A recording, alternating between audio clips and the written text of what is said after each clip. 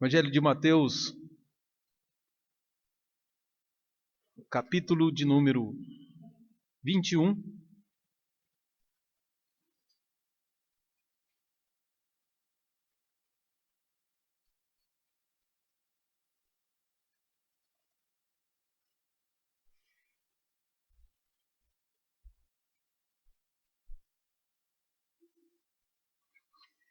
Eu não combinei com a Thalita, mas Deus dirige todas as coisas, né? Então, nós cantamos um cântico que diz que como é bom adorar, né, a Deus e dizer Hosana ao Rei.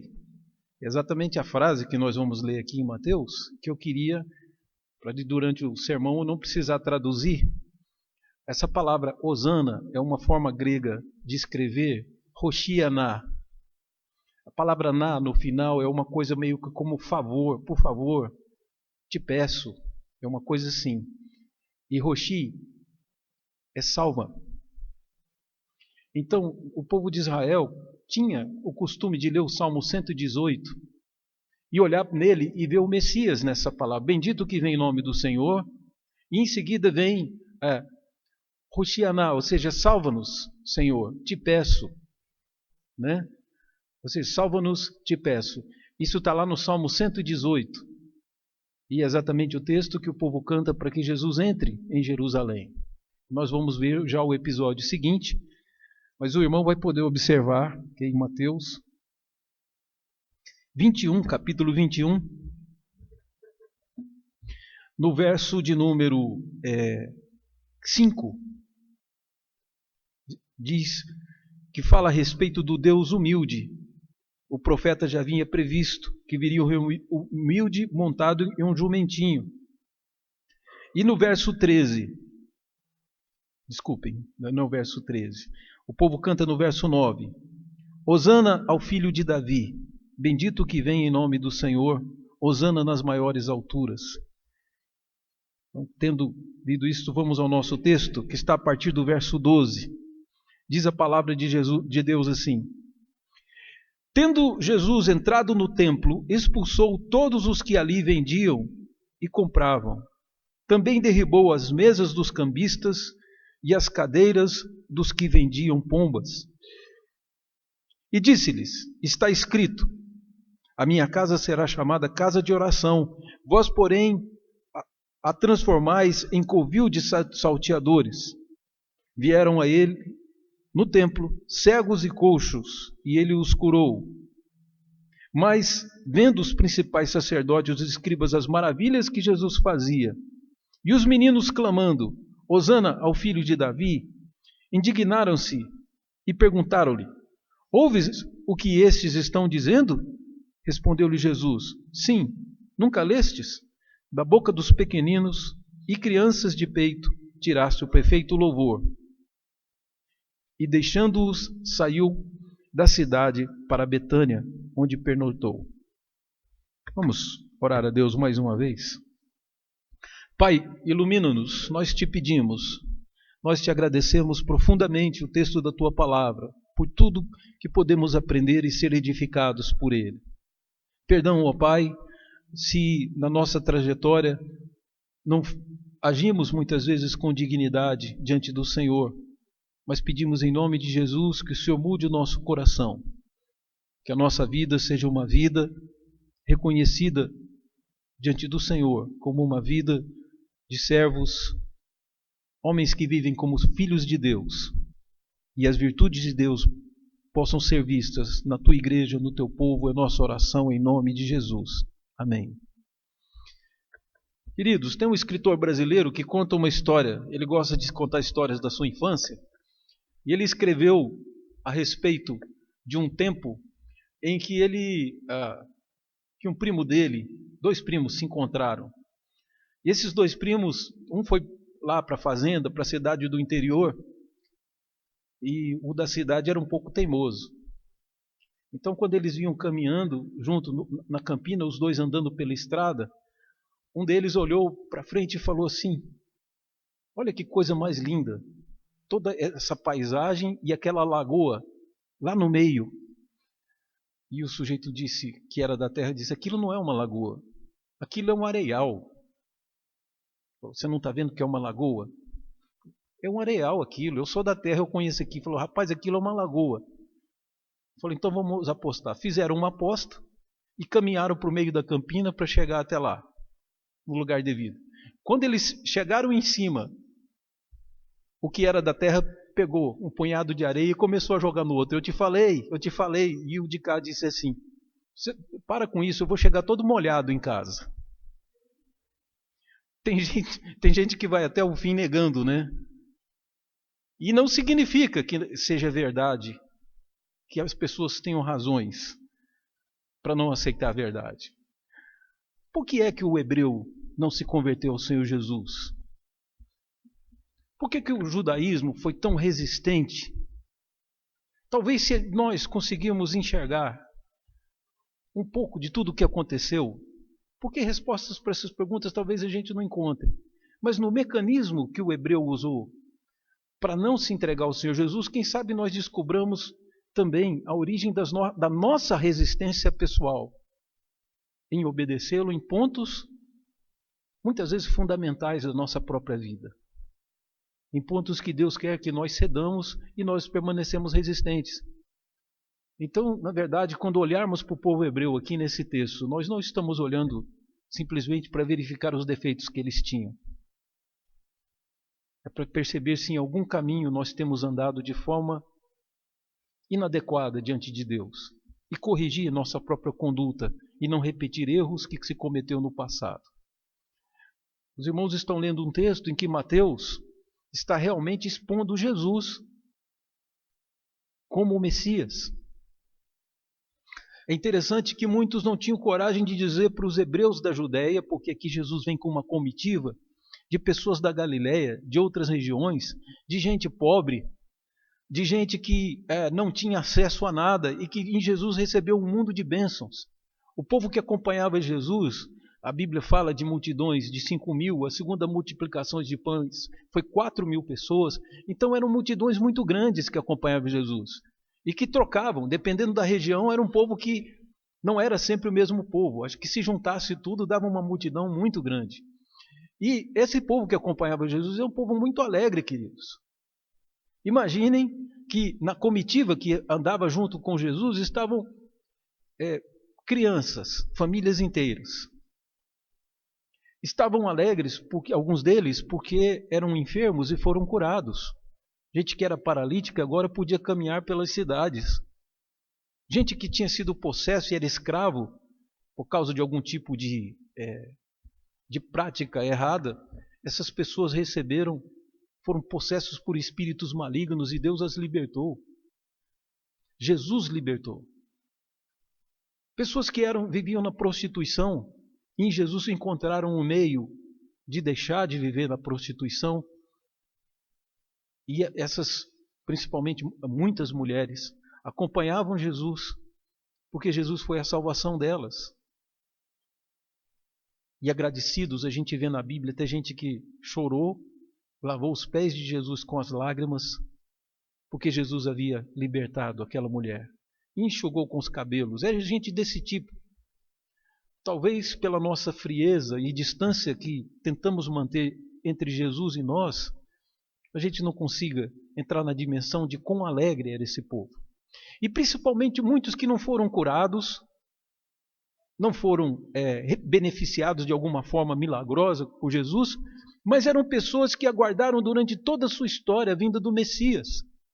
Porque o Messias é aquele que viria anunciado pelos profetas para extirpar da terra toda sorte de males e para estabelecer uma nova sociedade, uma sociedade justa, formada por pessoas justas. Então, nós temos aqui nesse texto a grande celebração dos galileus, que eram judeus também. Agora eles entram em Jerusalém, eles invadem Jerusalém. É gente vindo de várias partes, mas que está ali agora para declarar em Jerusalém um texto que era atribuído ao Messias, talvez um louvor que as pessoas preparavam para o dia e cantavam várias vezes, imaginando quando o Messias chegasse. Agora estavam cantando para Jesus. E homens tiravam parte da sua roupa, a capa, que era muitas vezes usada para proteger do frio ou do sol, e essas capas eram colocadas no chão. E outros tiravam palmas, folhas de palmeiras e colocavam no caminho. E Jesus vinha caminhando, montado em um jumentinho, exatamente como o profeta disse no Antigo Testamento, tudo igual ao Messias. E o povo cantando um cântico que chamava a Jesus de filho de Davi. Filho de Davi não se fala para profeta. Esse é um termo para usar para o próprio Messias, para o Salvador, que mudaria a história do mundo, que Deus enviaria, o grande presente de Deus. E agora essas pessoas estão reconhecendo em Jesus essa figura de ser o Messias. E Jesus entra em Jerusalém. Há uma invasão fora do período das festas, porque eu quero lembrar aos irmãos que essas pessoas desciam a Jerusalém, a distância não era tão grande, um pouco grande, porque eles caminhavam a pé. Mas não eram distâncias grandes para nós que estamos aqui num país continental como o Brasil. Então essas pessoas iam a pé para Jerusalém e desciam para as festas. Agora não era festa e entra uma multidão imensa cantando Hosana nas maiores alturas, bendito que vem em nome do Senhor, Hosanas ao filho de Davi, Hosana nas maiores alturas. Enquanto eles entravam cantando e aclamando Jesus como grande rei, isso deu um susto na população de Jerusalém. E é fundamental o que nós temos aqui, porque Mateus escreveu esse evangelho para mostrar para os judeus que Jesus era o Messias. Porque a pergunta que os habitantes de Jerusalém, mais apropriadamente chamando os jerusalemitas, o que é que eles, qual foi o reflexo, como eles reagiram diante daquela entrada triunfal?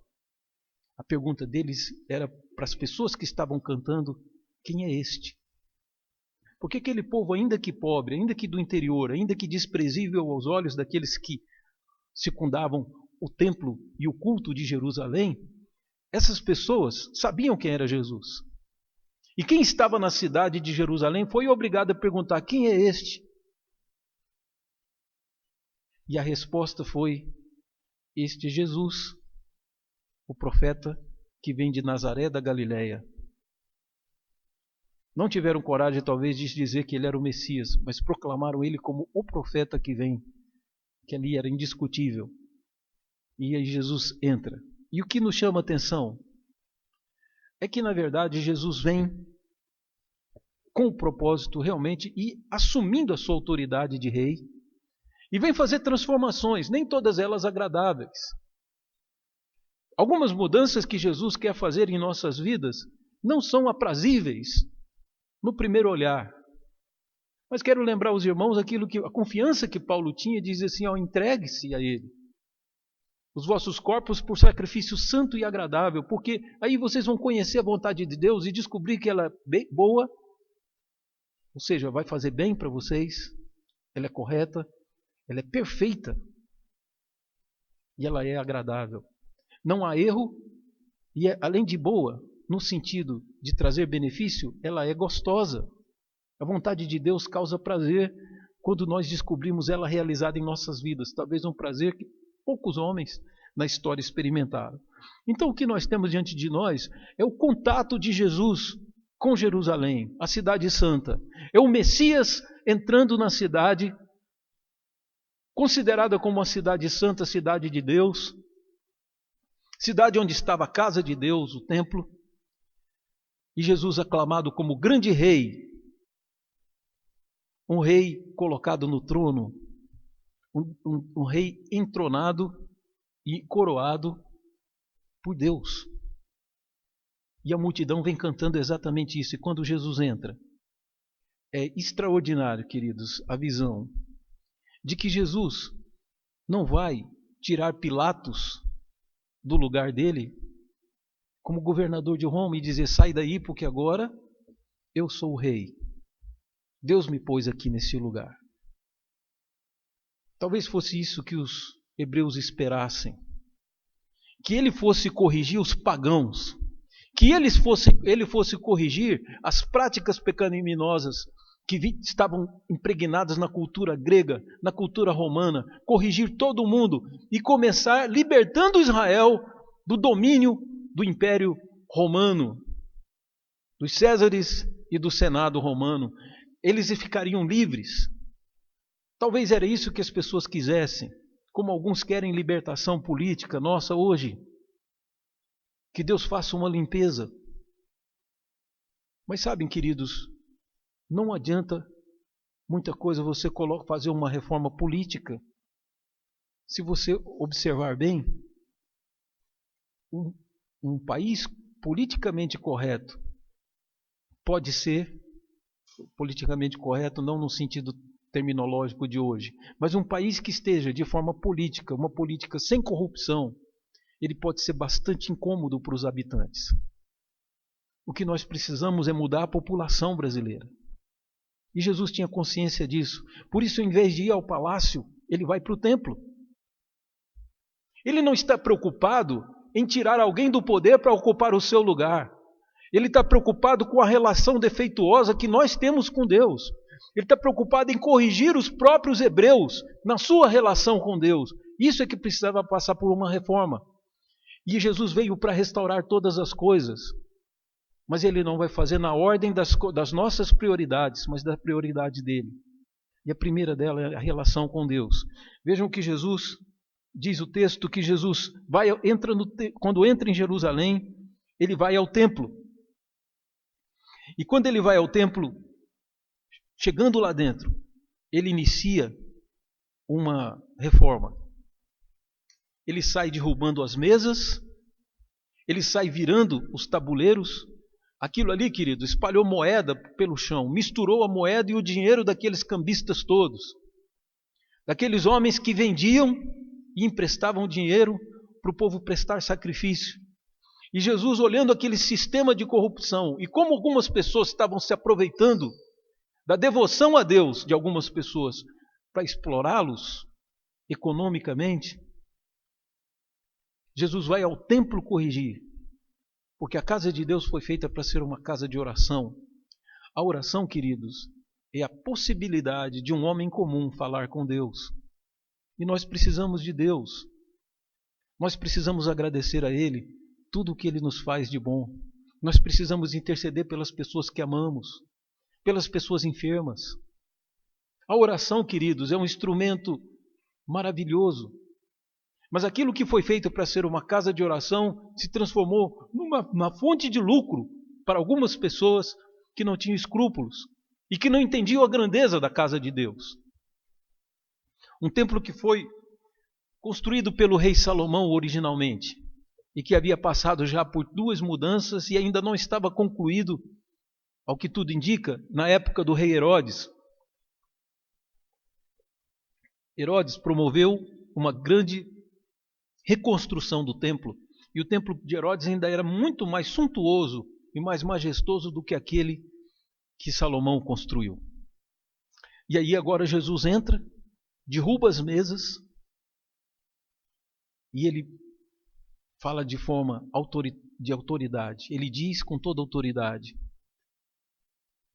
o Senhor fez essa casa para ser uma casa de oração para todos os povos. Vejam bem a ideia que sempre esteve na mente de Deus, uma casa de oração para todos os povos. O profeta Isaías diz isso.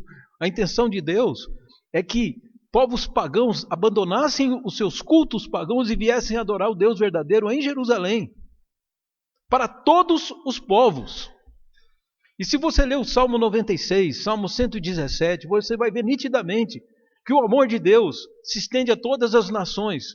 E o hebreu restringiu aquilo a ele mesmo. E estavam felizes com a forma de culto que tinha. Então, para haver uma boa reforma, sempre é preciso retirar alguma coisa, senão a gente não faz reforma. Até na sua casa é assim. E como Jesus veio restaurar todas as coisas, o preço de restaurar foi tirar os comerciantes de lá. Foi tirar do coração deles a ideia de que pudessem lucrar com a fé do povo. A fé do povo não pode ser fonte de riquezas. Se alguém quer ficar milionário, vai fazer outra coisa. Não pode ser pastor. Pastor não pode ser, como nunca foi na história, fonte das pessoas poderem se tornar milionárias e de viver com todo confortos e regalias e reverências. Pastorado é serviço. E por isso Jesus não vai ao templo reivindicar o seu lugar no trono, que era de Davi, como rei da Judéia. Isso o próprio governador mais tarde reconheceria. Sendo rei, ele não precisava desse trono. Ele vai ao templo e desafia praticamente sozinho todo mundo e vira as mesas. Muita gente em Jerusalém tinha consciência de que isso estava errado e não tinha força para agir. Nós temos, depois que Jesus purifica o templo, João nos narra que um líder do Sinédrio, um dos principais judeus, chamado Nicodemos, procura Jesus para agradecer a limpeza que ele fez no templo. Como ele chamou a atenção e sacudiu, como ele deu oportunidade para que nunca mais se usasse o templo para se transformar num mercado, mas que o templo fosse transformado numa casa de oração e não no esconderijo de bandidos, de salteadores. Jesus chamou aqueles homens de ladrões. Estavam se apropriando das verdades de Deus para se tornarem milionários, ricos. E é diante dessa situação que Jesus, primeiro, vai restaurar a nossa relação com Deus. Muito mais do que querer um culto bonito de nós, Deus quer nosso coração consagrado a Ele. Vamos tirar da nossa cabeça o que o mundo diz que é um culto e vamos pôr na nossa cabeça aquilo que a Bíblia diz que é um culto. Eu quero perguntar aos irmãos, responda isso, que talvez isso nos ajude a perceber um mal do nosso século. Para você diferenciar bem o que é um culto de um show. Nós temos o costume de imaginar que se tiverem num lugar 4.000 pessoas reunidas, 5.000 pessoas reunidas num estádio, num ginásio, para poder louvar a Deus, que esse culto é um culto tão forte, muito mais forte do que aquele da igrejinha que está ao lado desse ginásio e que tem 5 pessoas reunidas cultuando. Realmente o que importa no culto é o número de gente que vai? Não, queridos. Não é verdade isso. Jesus disse que bastam 2 pessoas. Quando tiverem 2 ou 3 reunidos em meu nome, ali estarei. A beleza do culto é a presença de Jesus, não é a presença do povo. Não são os instrumentos musicais que a gente canta, e nem o tipo de cântico, e nem o tipo de voz que nós cantamos. Eu não tenho dúvida de dizer que talvez em lugares em que as pessoas estejam extremamente desafinadas, talvez com violão ou mesmo sem nenhum instrumento, talvez em algum lugar a luz à beira do Amazonas, uma luz de lampião, o Senhor está presente e se regozijando com aquele culto lá. Porque nos reunimos em nome do Senhor. A beleza do culto e a reverência do culto nasce da presença de Deus. E é isso que Jesus quer restaurar em Jerusalém. Não venham aqui vender, disse Jesus. Aí de alguma forma ele está mostrando isso. Cordeiros belos e lindos. Obrigando as pessoas a emprestarem dinheiro e inflacionando inclusive o próprio mercado para poder vender num preço bom e explorar a fé do povo de Israel. Jesus se revolta com isso e ele diz, aqui não há esconderijo de bandido. A igreja do Senhor não há. E Jesus continua fazendo essa mesma reforma. E louvado seja Deus pelas igrejas que têm esse zelo. Mas além da reforma que Jesus quer fazer da nossa relação com Deus, de restaurar a nossa oração, juntarmos para falarmos com Deus, é isso que é importante no culto, e isso ele diz que é uma casa de oração. Jesus, como grande restaurador das coisas, como responsável pela restauração de tudo, depois que ele purifica o templo, ele vai para um determinado lugar do templo e pessoas doentes começam a vir. São cegos e coxos. E Jesus cura pessoas cegas e cura pessoas que não podiam andar, ou pelo menos não podiam andar perfeitamente, eram mancas, tinham alguma atrofia. Esses coxos, alguns deles não andavam completamente, outros se arrastavam, ou andavam muito mal. Jesus sai curando coxos e cegos, diante dos olhos dos fariseus e no templo de Deus. Olha a autoridade dele. Ele não se preocupa.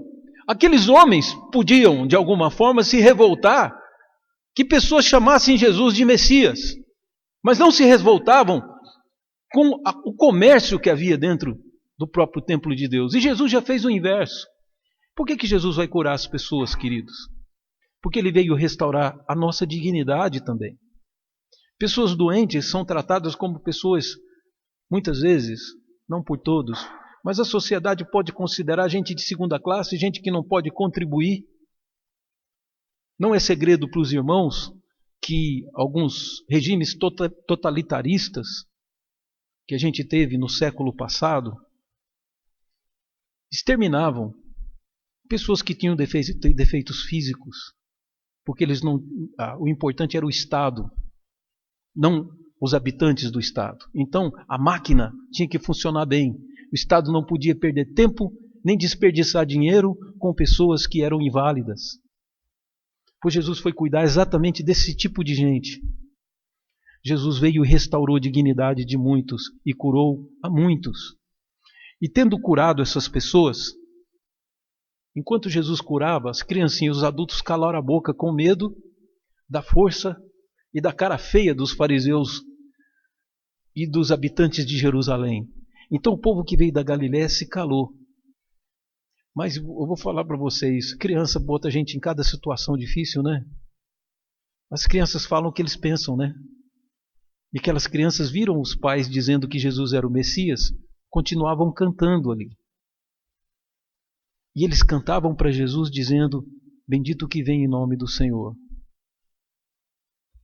Olha que história interessante. Enquanto Jesus curava, as criancinhas iam cantando. Os fariseus não se importavam com cegos que voltaram a ver, mas chamaram a atenção de Jesus. Você não está ouvindo isso? A palavra deles para Jesus é que Jesus fizesse com que as crianças calassem a boca. E Jesus diz, você não está ouvindo o que eles estão dizendo de você? E Jesus confirma que ele é o Messias. E aí nós vemos que ele veio restaurar a nós o verdadeiro louvor. Porque aquele louvor que é dado a Deus, sem a mediação de Jesus, seja antes dele, seja depois que ele foi crucificado, nenhum louvor é aceito por Deus, a menos que tenha Jesus como mediador. E o único mediador, único intermediário, único que pode rogar por nós, os pecadores, é Jesus. E agora o povo vem louvar, e Jesus está restaurando o louvor. Ele restaurou o lugar do culto, o respeito a Deus, a reverência. Agora ele faz uma restauração da dignidade do povo, curando cegos e coxos. E agora ele responde, confirmando a palavra das crianças, dizendo, lá no Salmo 8 diz que é da boca dos pequeninos que Deus tirou, das crianças de peito, Deus tirou o perfeito louvor. Esse louvor é perfeito. Jesus não calaria as crianças porque elas estavam dizendo, queridos, essas crianças estavam evangelizando. Não é verdade? Os habitantes de Jerusalém perguntando, quem é este? E eles diziam, é o filho de Davi. Os adultos se calaram, porque agora estavam num ambiente hostil, no campo do inimigo. Os galileus calaram a boca. Os acompanhantes de Jesus se silenciaram com medo dos fariseus. Mas as criancinhas continuavam cantando. Eu me lembro, essa reação das crianças é tão interessante, elas não têm medo, né? Elas não têm noção do perigo muitas vezes. Eu me lembro uma vez que eu, morando no interior de Goiás, era muito amigo do vizinho da frente, que era da Assembleia de Deus, e do vigia dele. A gente batia o papo de vez em quando, conversávamos de frente à casa pastoral, na cidade de Pontalina. E numa noite que tinha festa na cidade, já era tarde, e eu escutei uns tiros. E fiquei preocupado com o vigia. E saí lá fora para ver se estava tudo bem. Quando eu saí, o vigia atravessou a rua e veio falar comigo e disse, acho que mataram alguém lá na esquina. E aí, quando eu estava conversando com ele, vinham dois homens. Possivelmente os assassinos vinham andando. Um no meio da rua e o outro na calçada. Um protegendo o outro. E nós mudamos de assunto na hora, claro, né? A gente não é bobo. O vigia falando comigo na beira da minha calçada, eu do meu portão, e o meu filho Rafael, que hoje é pastor, ele entrou pelo meio das minhas pernas, abraçou a minha perna, ele era bem pequenininho, e ficou olhando tudo aquilo e ouvindo a conversa. Quando os dois vieram, a gente mudou de assunto, começamos a falar porque podiam ser os assassinos. E na hora que um dos assassinos passou entre eu e o vigia, o Rafael disse assim, foi esse aí que matou, papai?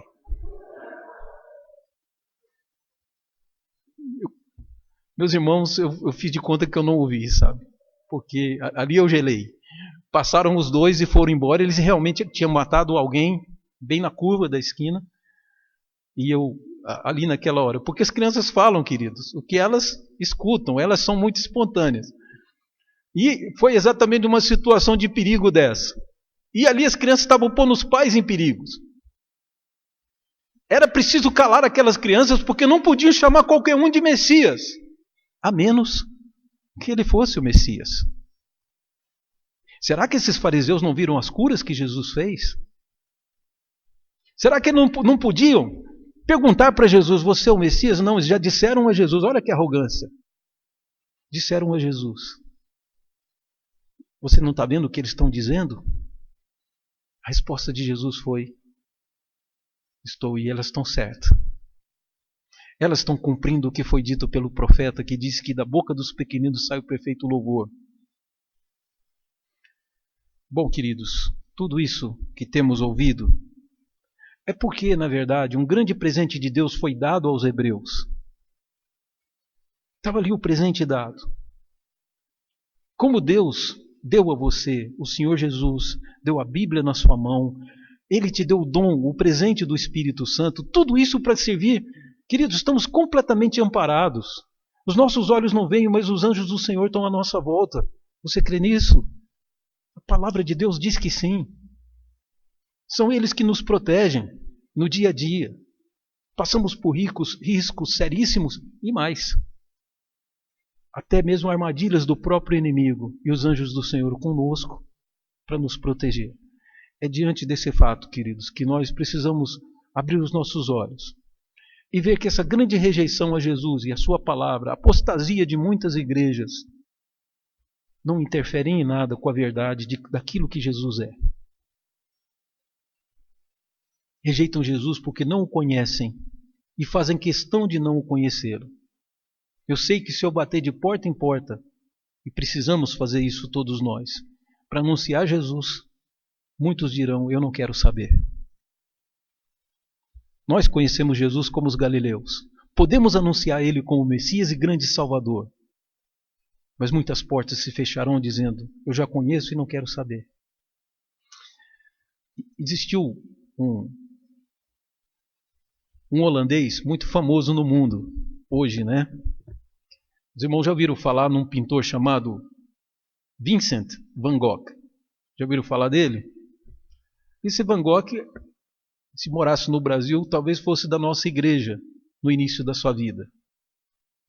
Ele era tão consagrado na sua igreja, que era um tipo de igreja presbiteriana, só não é presbiteriana porque estava no continente. As igrejas presbiterianas do continente eram chamadas de reformadas. E a igreja reformada insular, ou seja, ali da ilha, Escócia, Inglaterra, eram chamadas de presbiterianas. Mas eram a mesma igreja. E Van Gogh era como os holandeses, oficialmente, a igreja favorecida do Estado era a presbiteriana ou a reformada. Van Gogh era um homem crente no Senhor Jesus, pelo menos viveu de forma consagrada sua adolescência, sua infância. No tempo que ele esteve morando na Inglaterra, trabalhando, se não me engano, numa alfaiataria, as horas de folga que Van Gogh tinha não era para pintar quadros, era para traduzir a Bíblia. Ele iniciou uma tradução da Bíblia do grego para o português, desculpem, para o holandês. E ele então era um homem muito consagrado ao Senhor.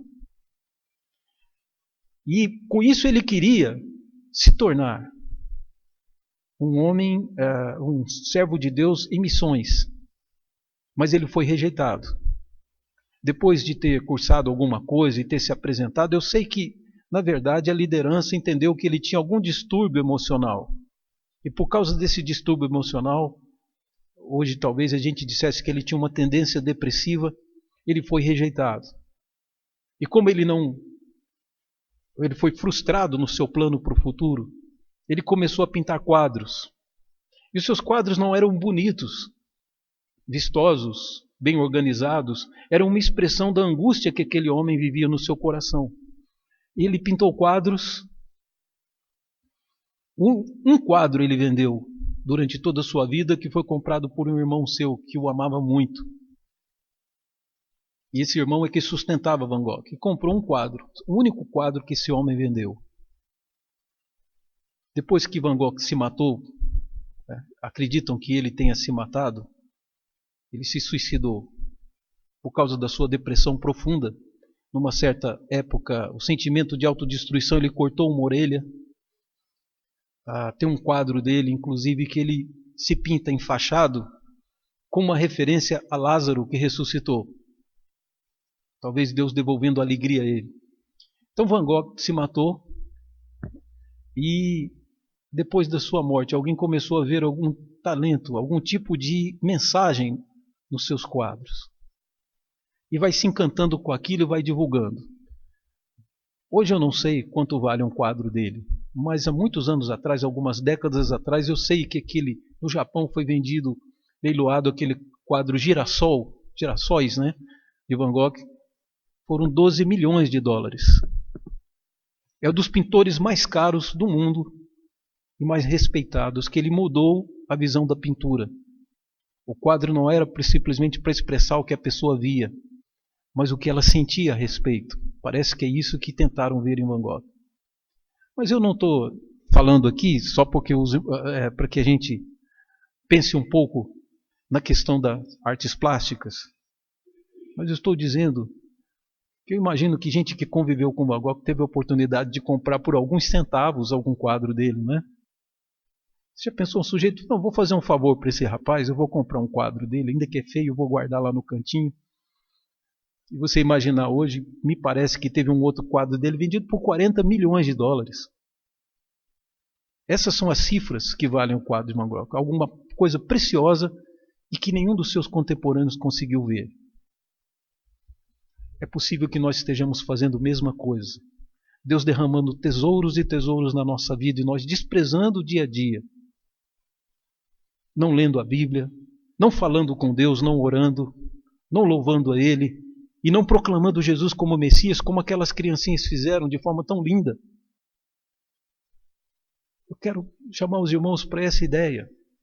O mundo rejeita, sim, mas rejeita porque eles não querem a reforma que lhes trará de volta, que restaurará todas as coisas no seu coração. Nós precisamos fazer renúncias.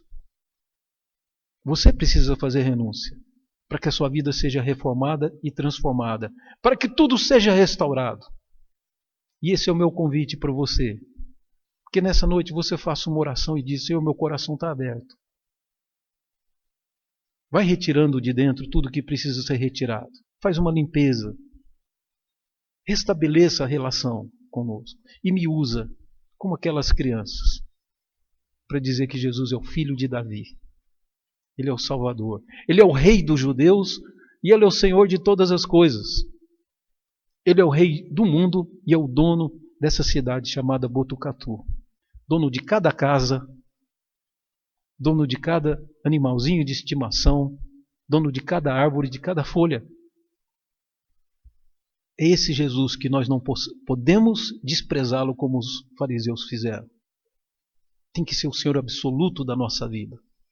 Qualquer outra coisa que fizermos será uma tolice e uma injustiça.